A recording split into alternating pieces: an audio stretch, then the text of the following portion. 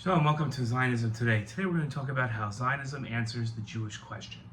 When did Zionism begin is a question students and audience attending lectures on Zionism appreciate discussing. We just had a video about it. Many people answer with Theodor Herzl, Zionist Congress in Basel, Switzerland in 1897, and others start decades earlier with scholars writing of the need to leave Europe and move to Israel. There are more expansive thinkers who go back to the 1700s when students of the Gaon from Vilna moved to Israel. In almost every crowd, there is one student or participant who sheepishly raises their hands and answers, Abraham. A legitimate argument can be made that Abraham, commanded by God to move to what was then known as Canaan, to set foot in the land that was destined to his descendants, was the first Zionist. In walking the length of the land and purchasing a plot of land in Hebron, Abraham took a foothold in the land of Israel, and his children and descendants would inherit the land from him. Avram was the first Zionist and set an example for millions of Zionists that would follow him. When did Zionism begin begets a more crucial question for the Zionists. What motivated Theodor Herzl and other early Zionists to begin a movement of political Zionism that included a campaign to inspire Jews to begin moving to what was then called Palestine? In 1844, Karl Marx penned a lightning rod of an essay in response to German philosopher Bruno Bauer's contention that the only way Jews would achieve equality with their Gentile neighbors was if they gave up their religion. Ostensibly an essay about Jews, Marx used his essay to focus on the true meaning of emancipation and the state's role as a healthy replacement for religion. The underpinnings of both Bauer and Marx's essay was the Jewish question.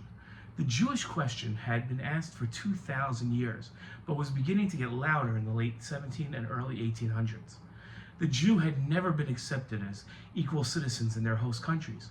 Jews had always been seen as their own group, never really one with everyone else.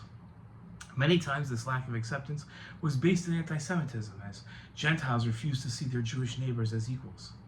This question wasn't only asked by Gentiles. Jews too were asking the question, albeit in slightly different ways. Justice Louis Brandeis posed the question this way: for us, the Jewish problem means this: how can we secure for Jews, wherever they may live, the same rights and opportunities enjoyed by non-Jews?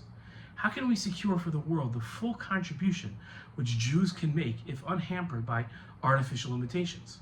Brandeis continued by explaining the problem has two aspects: that of the individual Jew and that of the Jews collectively.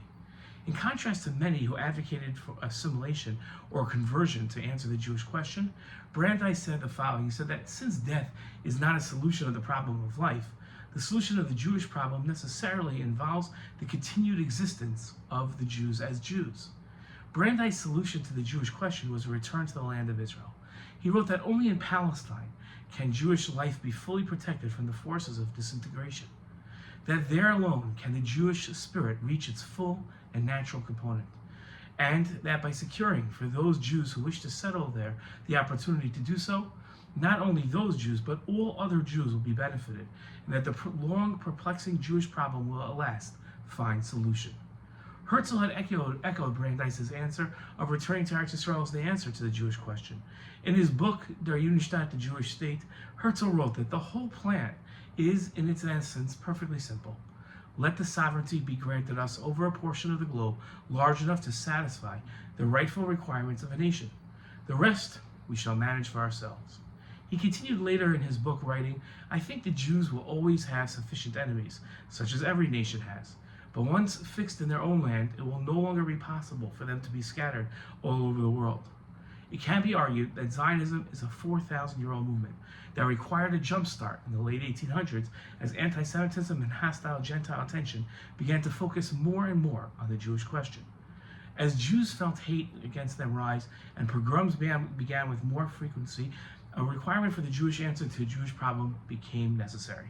Herzl's political Zionism answered that call in a practical way, calling on the Jewish people to relocate permanently to Palestine, Aliyah to Eretz Yisrael. Unfortunately, Herzl's call wasn't answered quickly enough to save European Jewry from the Holocaust. In his work, The Scientification of the Jewish Question in Nazi Germany, author Horst Junger described German scholars' work to counter the vanishing influence of religious prejudices against the Jews with a new anti-Semitic rationale, a scientific explanation. for how Jews are lesser forms of human beings. This scientific explanation claimed to answer the Jewish question with a final solution: the extermination of the Jewish people. It's easy to look back and say, if only, and imagine a brighter past. But had early Zionist calls been heard, and had the British allowed Jews to immigrate to Palestine, and Zionists achieved their goals, the Holocaust might have been less devastating, or might not have even been allowed to happen. We will never know. Unfortunately, the Jewish question was answered by anti-Semites before Jews were able to solve the problem. The Jewish question hasn't been answered. It is an ongoing challenge. As long as anti-Zionists question Jewish rights to the land of Israel, and anti-Semites question Jews living in other countries, the Jewish question will always be asked. Zionism, the movement to establish Jewish self-determination on Israel's homeland, the land of Israel, is a healthy, eternal answer to the Jewish question. Shalom.